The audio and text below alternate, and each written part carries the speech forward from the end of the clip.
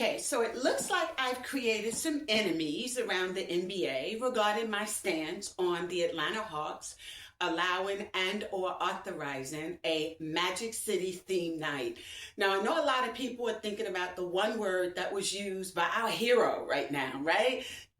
Everyone knows now about San Antonio Spurs, Luke Cornett. And Luke Cornett, although he may not be a household name for some of you, it being the month of March, Women's History Month, he is now our hero. He wrote a brilliant piece in Medium, which is a platform in which he writes. And in that, he talked about the objectification of women in society. But more compelling, he talked about the importance and significance of the role of the NBA as a brand. And for those of you who have been following Filter In with me for the past few years, you know that is something that I'm constantly discussing. The NBA as a brand. So much so, I created an acronym for GAME. That Adam Silver's NBA, unlike the former late great commissioner David J. Stern, who I got to know personally, respectfully, he has a different brand than Dave. David brand was think local, but you can operate global. Adam is think global, operate global, with no care in the world, respectfully, anymore for what is happening to the NBA as a domestic or local brand. And we saw that even more so during the NBA All-Star Week 2026, wherein it was world versus the US, right?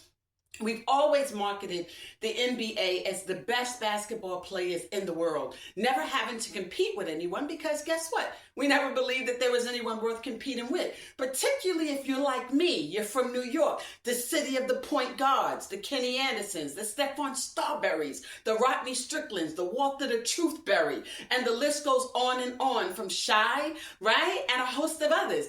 That's the New York that we know. If I forgot a name, please forgive me. Charge it to my head, not my heart, right? Okay? That being said, recognizing the role of the NBA, who would have thought in a million years that the NBA's way of getting people to come to basketball games would evolve and involve, both words, evolve and involve the role of utilizing strippers from Magic City. Now, let me be clear. I don't have no problems with girls that do what they do, okay? But we also recognize that there's a difference between dicks and tricks. And the sex industry has just that. They have a lot of young women who are not in the industry by will. Many of them are there by force. And for anyone to assert, and that includes you, Jamie Gertz, and Wrestler, the owners of the Atlanta Hawks, for you all to be right there, point and center, and purport that you have no idea that the city of Atlanta is the sex trafficking hub of the United States, particularly as it pertains to creating circuits for young African-American women to be exploited sexually. That would be a mistruth, right? And so since you're right there and you know what your Attorney General Chris Carr and your Governor Kemp and others have been doing for years with regard to trying to curtail the number of victims, you know that there are programs there, African American Juvenile Justice Project. You know that there are several other programs and agencies that have been working around the clock to protect those who are victims. If you want to be a trick, a 304, do what you do. Suck, swallow, eat shit off a dick. Let them flip you. You can be a bitch. You can collect all your money, trick. That's your business. But wherein it comes down to girls who are being forced into that lifestyle, a lot of it comes through the medium or the mode, respectfully, of strip clubs, Magic City included. Be it Magic City, be it Onyx, be it Diamonds, a lot of these girls, even Tootsie's down in Florida, a lot of girls who have been victimized over the years, that's where the victimization started. Many of them were subject to what we call handlers. Handlers are pimps, and you have different types of pimps. Some of them start out with what we call Romeo Juliet pimps. That's a dude that you meet, he checking for you, you like him, he like you rocking with him, you think things are all good, and he flip you.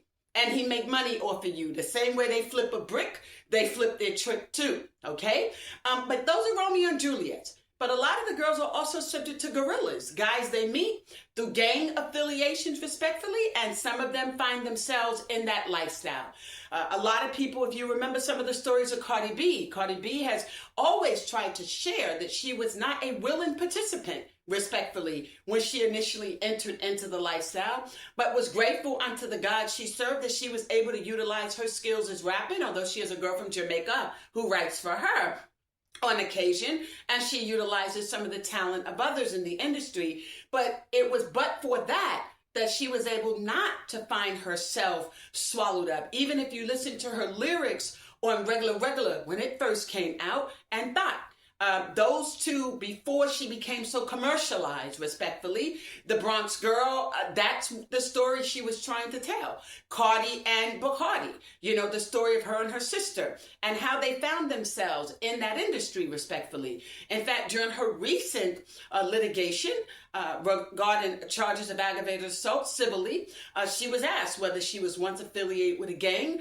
That attorney was ultimately sanctioned by the court for asking, and primarily it was because she was not a member, as it were. She found herself in circumstances and situations that made her a participant.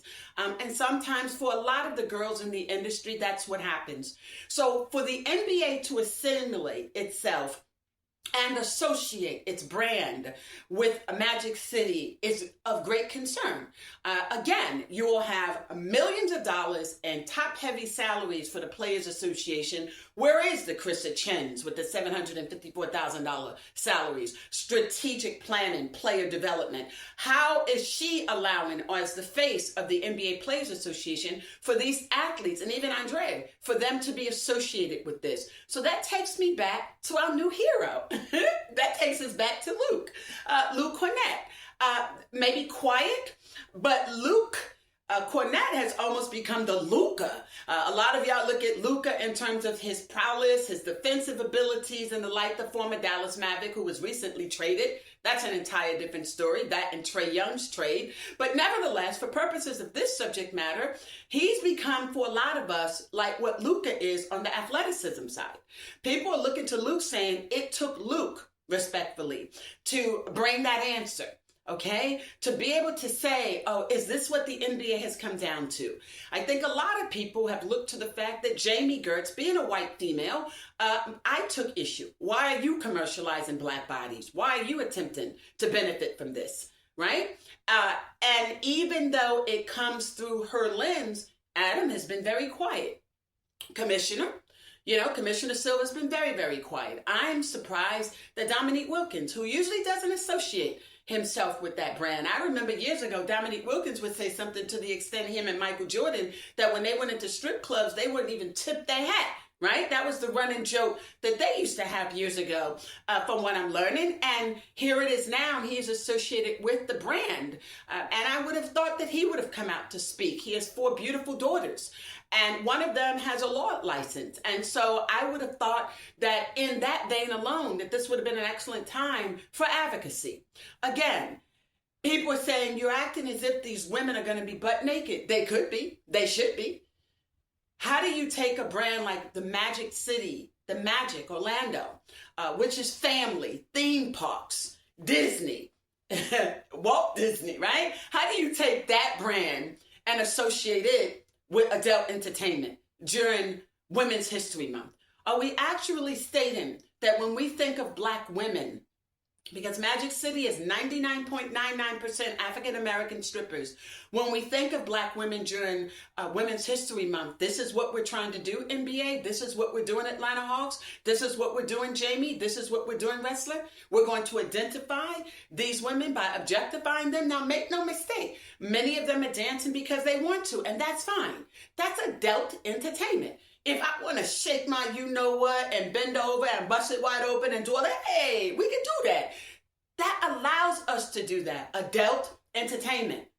Consensual. Willing. Not through a captive audience wherein people are coming and became season ticket holders with the hope that they're there to see basketball. So here's what we have now. I coined this term. It's called game. And it's Adam Silver's game. It's gambling, alcohol, marijuana, and escorts. That is what the NBA has become. That is what we have marketed to a family-oriented game. No one ever in a million years would have thought of the NBA to associate itself with that. Surely David did it. there was a time David didn't want any beer commercials, let alone hardcore liquor, gambling, sports betting.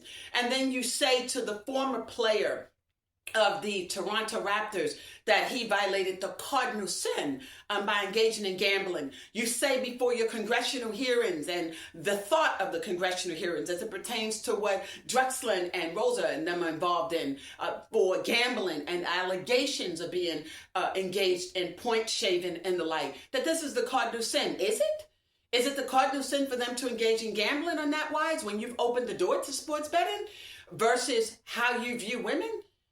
When does it become entertainment to take young women, especially women who are already marginalized in the African American community and the Black community, depending upon what term people want to use? Some will say African Americans, others are saying Black, women of color. I'm not going to make it that simple about women of color, respectfully. Magic City is about Black girls, okay? And these are Black girls that have had a history of abuse. Not all of them that are there now, but many over the years. And the owner, Michael Magic Barney, served 10 years in prison. Now, he's done his time for trafficking, but nevertheless, that allegation also was associated with other allegations that would come about. Prostitution, sex trafficking. He's always denied those accusations, but he spent 10 years in prison nevertheless. We equate Atlanta's strip scene to the days of the Black Mafia family. I call BMF Big Meat's friends, right? So when you look at it through that lens, respectfully, the Make It Rain era is where Black girls were being introduced to anal sex, sodomy, oral sex. Black girls weren't doing all that in the 80s and 90s. But by the time you looked around, they were making it rain, all right? These were girls that were engaging in sexual acts that were unthinkable. And many of them made the decision that this is what they've associated with us as a brand, Lisa. When they think of strippers, especially Black girls, they think, bend it over, bust it open, and go up our tail. Anal sex. Black girls weren't doing stuff like that. So wherein you think this is something as simple as it's just associating the name Magic City with the Magic, Orlando Magic. Look at that. Adult Entertainment, Magic City, Atlanta, playing against the Orlando Magic. Orlando Magic, Disney, children, family. That is what people associate with the brand Magic for Orlando. They do not associate it with the thought that after a game, respectfully, that these families who've purchased these Magic City hoodies under the thought that, oh, I got this at Orlando Magic Night, that they're actually supporting a brand. Now, you all are thinking that that's part of the culture. I, as an African-American woman, I take offense to that. Biracial, whatever. Whether you're Jew or Gentile, biracial, Black woman, African-American women, I take an issue with the fact that it's Women's History Month, and the first thing that Atlanta was supposed to be the Mecca of Blackness. But if we look to data that was presented by Pinky Cole, and we look at other documentation that's been available, and we look at the Atlanta Chambers and the Atlanta Business Chronicle, we look at Atlanta's not the Black Mecca after all, in terms of numbers, in terms of how the marginalized communities really don't own businesses like we think they do. The percentage is very small. In fact, respectfully and truthfully, it's at less than 10% of the businesses in the metro Atlanta area, Black owned and operated. If that be true, why do we want to associate Women's History Month for Black women with Magic City? You say you're representing the culture. At Filter Rim, that's what I'm about. Okay, we believe and we try and be raw, real, and relevant when we have these conversations as it pertains to how culture and sports collide. But I never would have thought in a million years that culture also meant that the NBA would sponsor, directly or indirectly, through the corporate side, the Players Association, or the thought of how an owner can operate his or her franchise, a clubhouse, if you will, that it would associate itself with strippers. And you say, well, they're not going to appear naked, but they are. Once you associate the brand, what happens after the game? Where's everyone headed to? You're talking about you want chicken wings. Really? I remember the days when you would refer to these type of girls as chicken heads, right? I mean, think about it. Y'all were calling them freaks, dogs, whores, chicken heads, 304s, every name out there. I remember there was a time when Blacks didn't even want to be associated with chicken. It was chicken and watermelon. It was considered offensive. And so now we make it part of a marketing brand. Is the Atlanta Hawks doing that bad, absent Trey Young, that this is what you have to do to bring people to watch the games now? And I'm going to talk about that trade eventually, just not for the show. CJ McCollum has already blocked me. He blocked me because I called him out on this issue. And up to this point, I had also been addressing where I believe his lack of leadership was in his capacity as being the former president over the NBA's Players Association. I don't appreciate the trade. I think he's better than that, respectfully, but he's in Atlanta. I don't think that was a great trade, respectfully. I don't think that they did it the right way. And I'm not talking about semantics. I'm talking about, I think he would have fared better with the Pelicans and with Portland. That's not where he is. You have him in Atlanta. I don't think he's going to do better. I mean, who takes an all-star and a Duke former player and you shift him and you engage in the trade? Who trades Luka from the Dallas Mavericks when he got us through, along with Curry, to the finals? So that's a whole different topic. But the fact of the matter is, McCollum's blocked me. But at the same time, he wants me to be able to see his tweets, his ex-tweets, and he wants to now troll me. And I know you troll. You and KD, I know you're trolls, and that's fine with me. And I think that you all should be able to have burner accounts. I think that y'all should be able to have the opportunity to exercise your freedom of speech, and I don't think it's something that the NBA should curtail. But there's a difference between First Amendment with adult entertainment versus First Amendment and what we do on the platforms.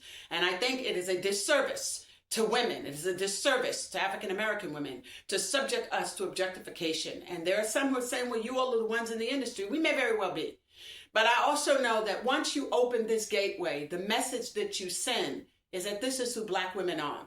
And where you have a lot of the Black men, like the CJ McCollums, who are married to snow bunnies, like the Jalen Brunsons and the Scotty Barnes, who have a white partner now. You know, these and the Paul George with their busted wide open tricks. Yeah, I said it. From Tootsie's, Daniela. Yeah, I said it. That's where he met her, in a strip club. You wouldn't marry a Black girl you meet in no strip club, but you grab Daniela, right? Okay. All of those same group of men who have white women all find themselves fighting to get to the chance to go into Magic City to see a Black woman naked. Really? Imagine that. So this is what this comes down to. You have your snow bunny, but then your Black girl becomes your whore. That's your 304. That's your side. That's your trick, right? This is what a Magic City day does.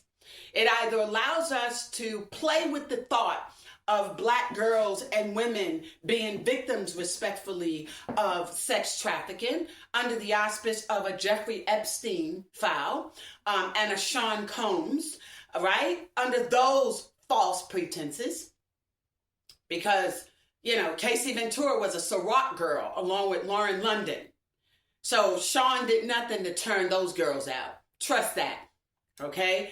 Don't know how London ended up with Nipsey, but it all becomes part of those setups, right? Okay. Nevertheless, if you're going to allow America as a whole to look at sex trafficking through the lens of the Casey Ventura types, but not look at the real victims, then that's a problem. And that's what we have. A lot of women advocates in this space. Again, a difference between a trick and a Vic.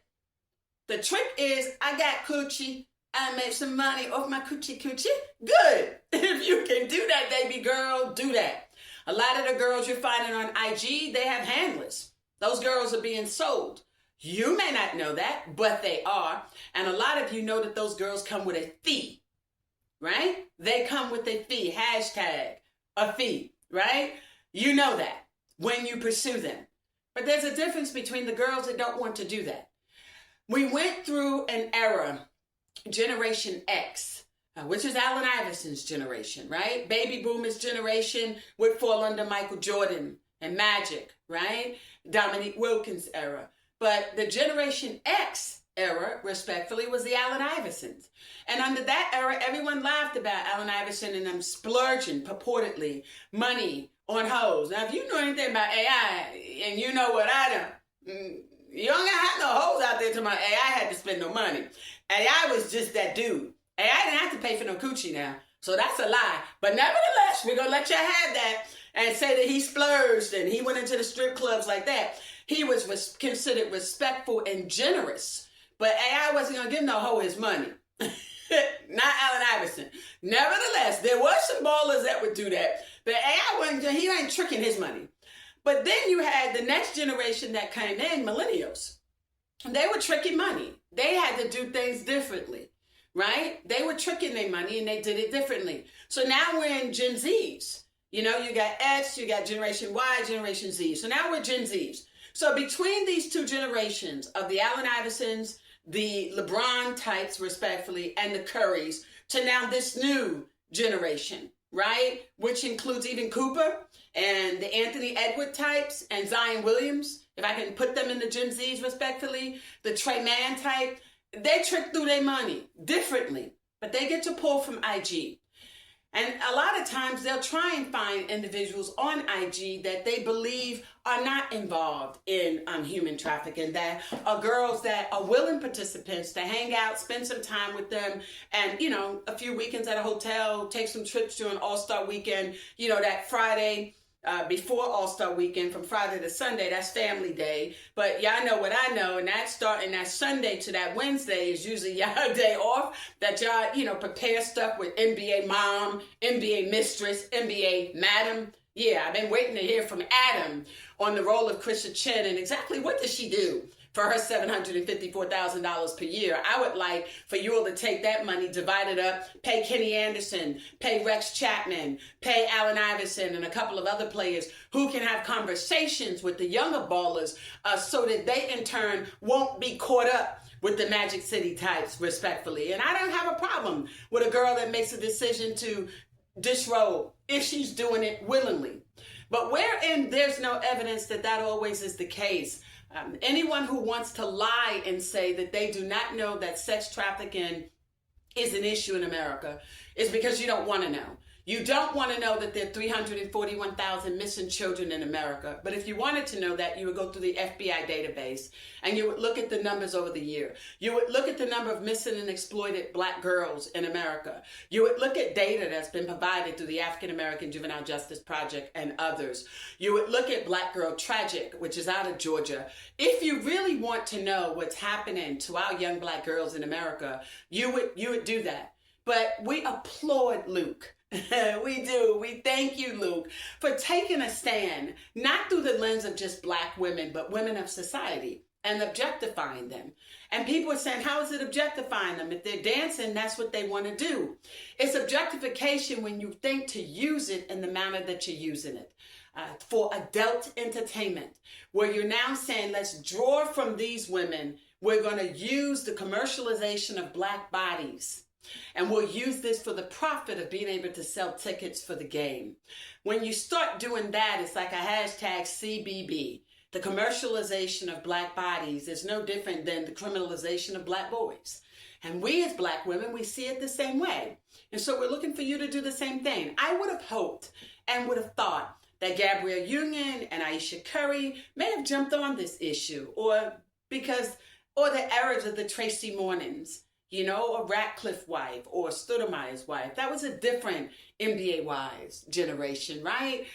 Where they would have used this as a platform to say, you know, we are standing with this being Women's History Month, and we believe that there are different ways that you all can actually express the culture without giving and paying homage, respectfully, to Mike Magic Barney, the owner of a strip club.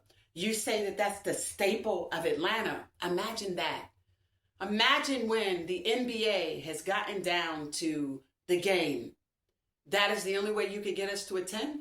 Your All-Star Week had the lowest numbers ever. And once again, for Reebok, they were a no-shoe. Not a no-show, but a no-shoe for the All-Star this year. And so when you look at what has happened to the NBA in the Adam Silver era, it's something to be said. And that's why I said from the top down, you have to start at the Players Association, start in corporate. You know, we love you, Adam, but there's something to be said when the game and the profit of the game, gambling, alcohol, marijuana, and escorts, is your legacy. And this wasn't Dave's legacy, you know? From 1947 to today, who would have thought that the NBA, with all of the transitions and transformation and the evolution of the league, that it would have come down to this?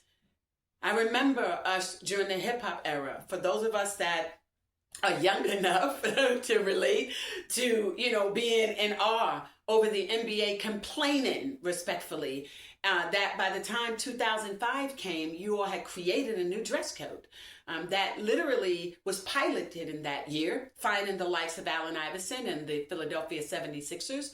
That by, however, respectfully, his 10-year tenure in the NBA, that was what everyone was concerned about: cornrows, tattoos, and dress.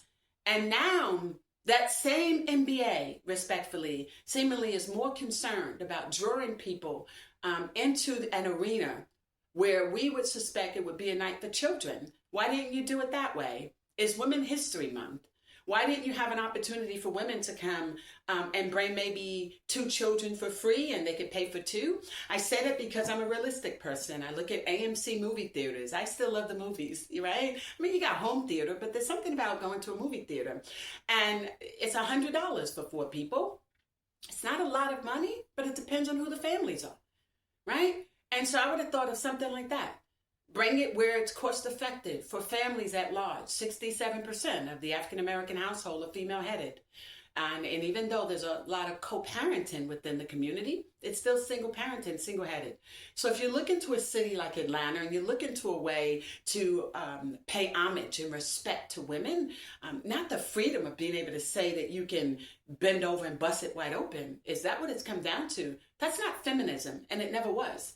It's not the feminism of the eras of the Angela Davis and the and the Steinems. That's not what feminism was. It was never intended for women to simply believe that if you can just be butt naked, that was enough in and of itself for you to feel like you expressed womanhood. It was not.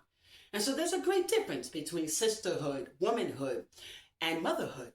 And Women's History Month would have given the Atlanta Hawks the opportunity to do that, to do something in partnership that respects women, all women, not a certain group, and definitely not be able to commercialize it or package it in a way of saying that, these women can do this. This is particularly true, respectfully, where the person who owns the club is a man who identifies as a bisexual man at that. That doesn't speak for women.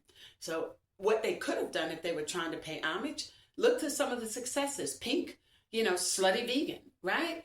Find restaurants and business and entities that are owned and operated by women of all backgrounds in Atlanta, and use it as that opportunity to say, this is what women are doing. Jamie, being one of the few women owners in the NBA, she's operating just like Bussy, Jamie, was doing in Los Angeles. And this is not what we expect of you. And just because you're a Caucasian woman doesn't mean that you're excused in this. And it doesn't mean that you have the right to feel like, well, it's a woman-owned franchise, and so, here we're doing this. No, not when you're CBB, commercializing Black bodies. And I remember years and years ago, my background, sociology as well, I know sports with my eyes closed. And I remember during the proposition eras when the late John Thompson was alive, the former coach for Georgetown, and he was always on the front line for how Black athletes were being perceived.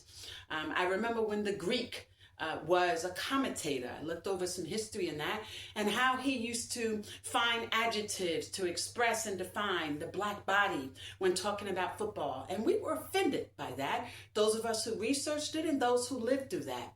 And here we are now simply saying, now we just take CBB, we'll commercialize in Black bodies for the sole purpose of adult entertainment. When did the NBA become adult entertainment?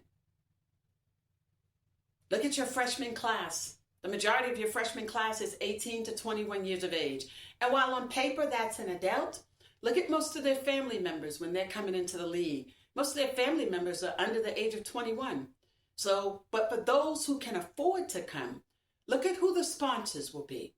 And as an African-American woman, a Black woman, I don't want white men to look at me through the lens of, oh, here's another whore. Here's a 304. We have worked real hard in terms of branding and imagery in an effort to be able to be respected in our spaces. And we know that we have the education, but when it comes down to certain employment opportunities, we're viewed differently. And so no matter our credentials, but wherein you could say to an arena, 17,000 filled the State Farm Arena, Staples is Brooklyn. The Barclay is in Brooklyn.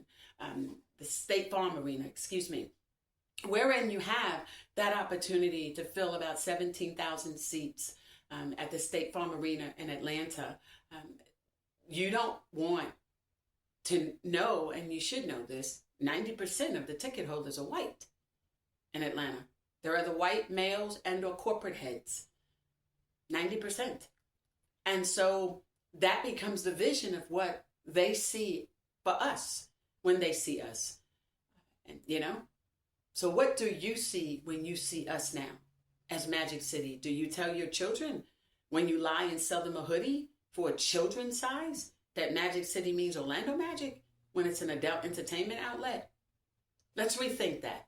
And I do know, as I previously stated, that the Hawks front office does have African-American women in there. And one of them is the head of marketing, director of marketing. And she's considered the brainchild. Ooh, how much brain do you need to do this to promote girls to give brain, right? We just saying, just use your brain. Don't promote that we have to give it, okay? What we do in our private lives is just that, your private business.